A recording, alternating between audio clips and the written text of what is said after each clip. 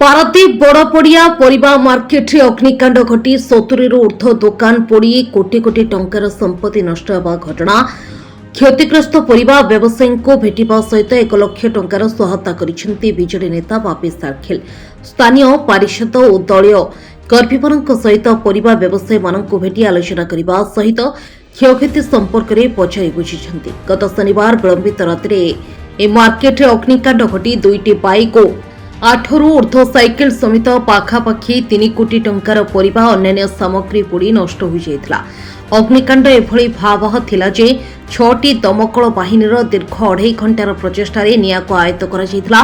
दीर्घ 40 वर्ष होला समाने एठारे जरिपाल बांधी व्यवसाय करुछंती। वर्षा दिने व्यवसायी माने नाही नथिबा असुविधार सम्मुखीन होउछंती। बंदरर एई जागाटी छोट हेउछि, तेणु पारादीप बंदर अध्यक्षक सहित आलोचना करी एठारे बाली पकाई भेंडिंग जोन तैयारी कराइबा पई व्यवस्था करिबा पई व्यवसायी को प्रतिश्रुति दैछंती बापी सारखेल, जद्वारा परिबा व्यवसायी मानकर दीर्घ दिन समस्या समाधान हेबा सहित उठा दोकानी माने मध्ये व्यवसाय करिबारे सुविधा हेबा बोली सीए प्रकाश करिछंती।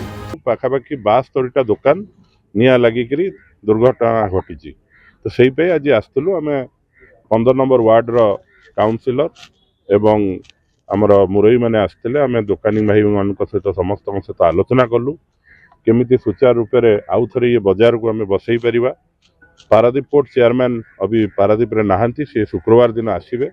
मु पारादीप पोर्ट कर्तृपक्ष सहित कथा हेली, पारादीप पोर्ट कर्तृपक्ष सहित कथा होगी सुचारू रूप से केमती ये मार्केट टी पुनर्बार बसी पारिबो एवं व्यवसायी माने खुशी रे चली पारिबे। Bureau report, news prime Odisha.